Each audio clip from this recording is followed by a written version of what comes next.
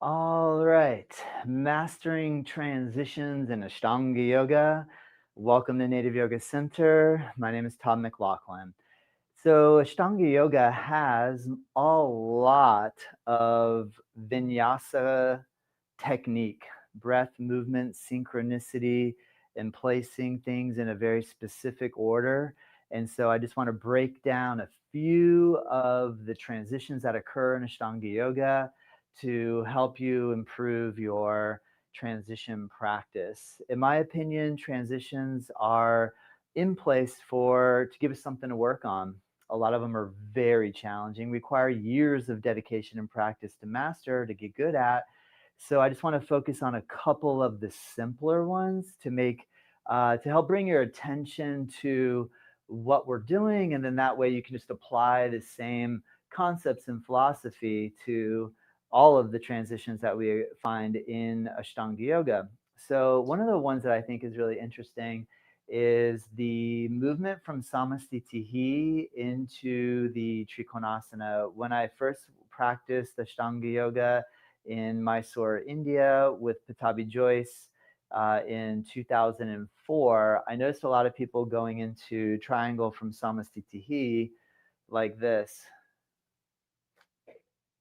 jumping, going into the pose, and the triangle and the twisting triangle, of which there are a whole bunch of transition points we can go down here. And then as we come to the close, a jump back to Samasitihi.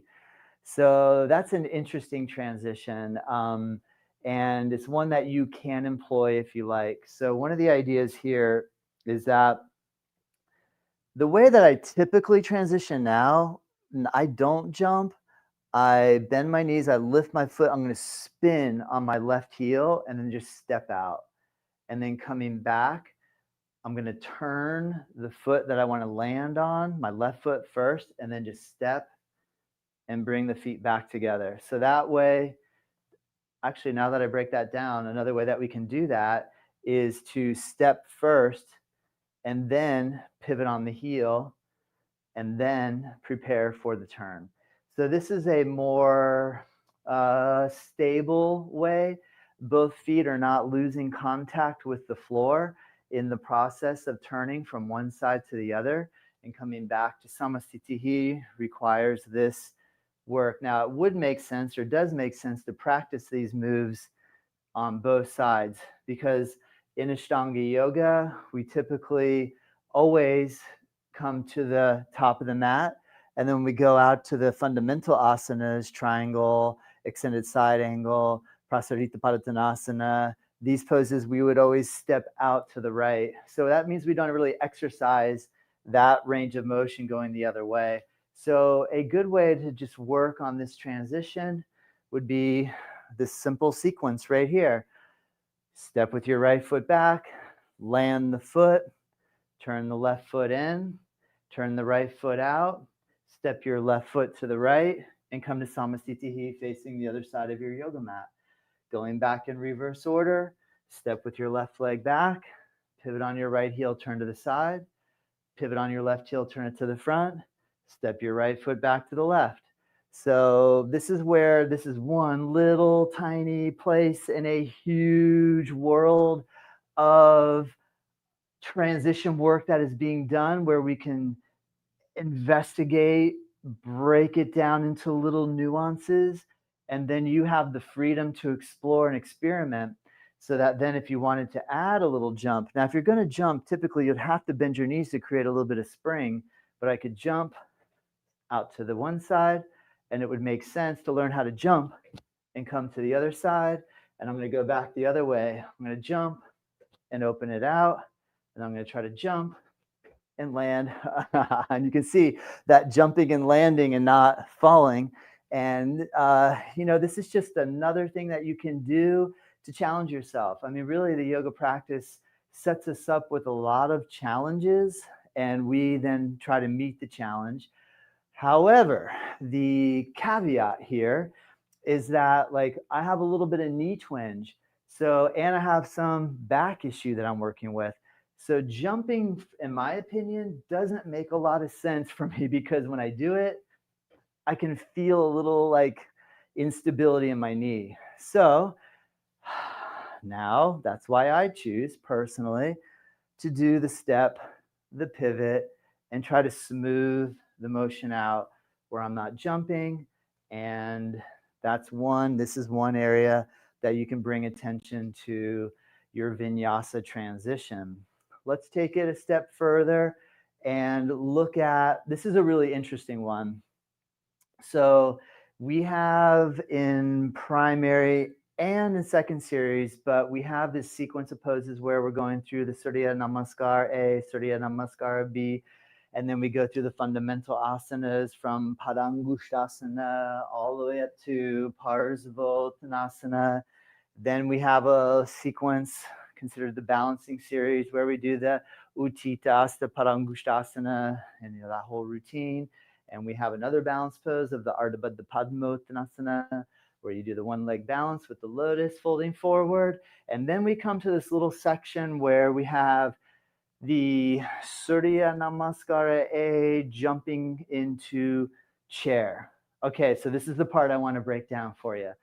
So there's so much here because how things were done at one point and how they're done now has evolved and shifted. And my opinion, so opinion, don't take it form your own opinion. My opinion is that this can be an area that's really fun to start working on handstands. And so let's take you through it. Yekam, inhale, dve, exhale, trini, inhale, chatvarti, exhale, pancha, inhale, shot, exhale. So now we're coming in on Vinyasa number 7 for Utkatasana, chair pose, Sapta. So here is one place where we also start jumping, but we start jumping into handstand work. So from beginning perspective, what makes most sense is to walk to the top of the mat, land the feet together, bend the knees to the chair, and to raise your arms up. Another way we could make that a little more challenging, and I'm just kind of breaking down the movement from the down dog to the chair. The next one. Well, notice on the first option, we took several steps to get up to the top. I could even simplify this even further, but we'll start there. The next one would be to take one step with one foot to where we're going to land, the other foot beside it, and come right up into the chair. That way, we have a little more challenge, just an incremental challenge. Now I can incrementally break that down even. This is the fascinating thing of Vinyasa yoga and yoga in general.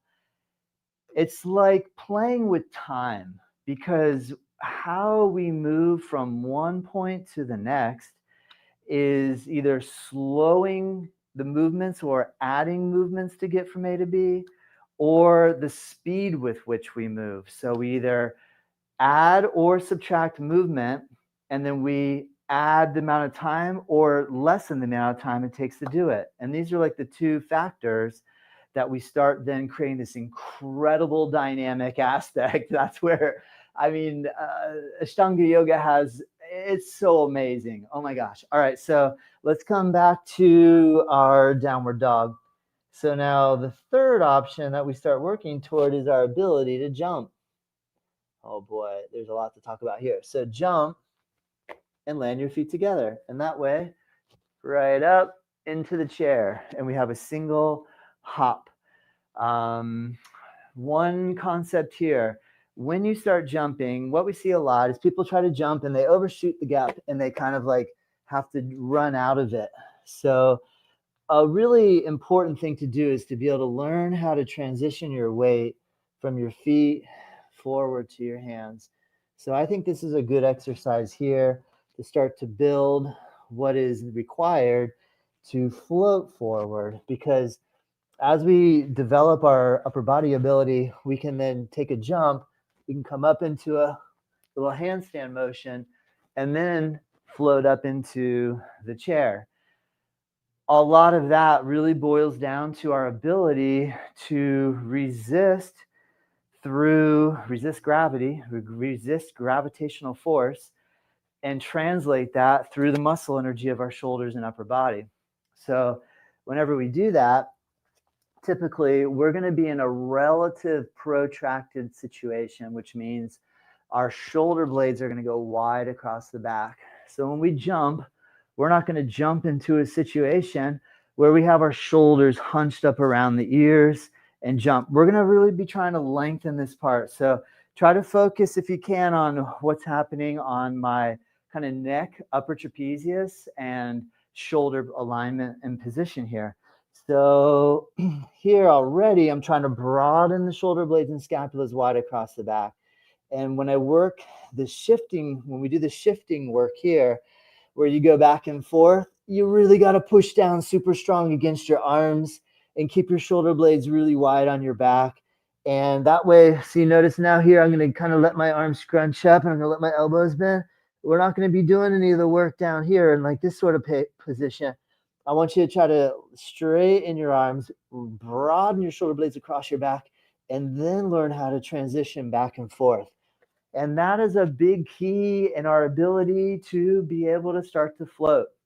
So then how can I apply that idea with the idea of stepping my feet from one end to the other? So now I'm going to try to see, let's give it a shot. So I presented a concept. Let's see if we can work that concept into action. So now I have my shoulder blades wide, and I'm going to try to walk forward. And as I walk forward, I'm really focusing. Watch right here. I'm going to shift my shoulders forward of the wrists. I'm going to keep my shoulders down away from the ears and keep walking. So I'm trying to keep as much as I can the weight on the upper body, landing the feet, and then coming up into the chair. And that way, from the Nyasa side, the sequential order side, the Vinyasa, the coordination of these minute little details, they help us.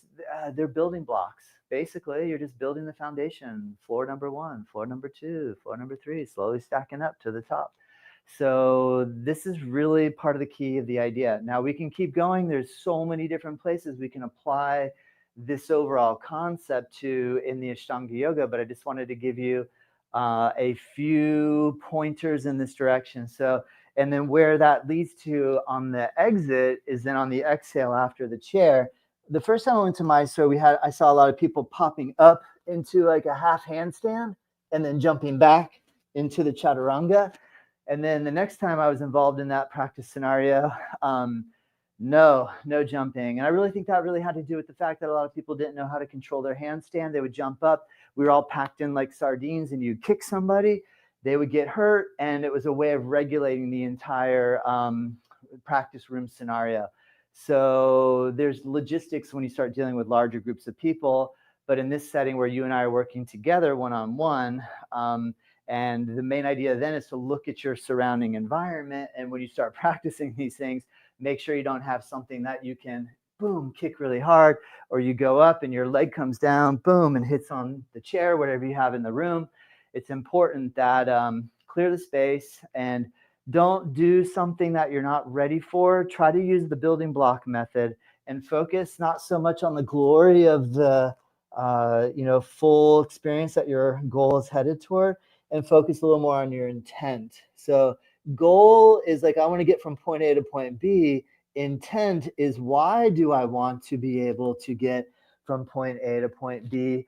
And or even more deep, why do I even want to get there in the way that I'm trying to do it? Once you have your intent set, that then makes the whole process a little more clear and joyous. All right, I hope this helps. Do you have any questions? If you do, fire away. I'm on live every Thursday, 11:30 and 12 on whatever platform you're viewing me on right now. So either join me live every Thursday Eastern, 11:30 a.m. Eastern or 12 p.m. Eastern. And right now I'll check to see if I have any comments. Do I have any comments? Let me have a look. Nope, no one commented. So if you're watching, you can leave a comment. You can type in there and just say, cool, or I'm wondering every time I try to jump, it hurts my shoulder. Or I'm scared to try to jump because last time I tried it, I fell and I hurt my wrist. Whatever your experience is, send it my way and I'll see if I can come up with an answer for you, a solution or a potential solution. All right. Help me get up to 2,000 subscribers on YouTube. So remember to hit the subscribe button and thank you for your support and I'll see you next time.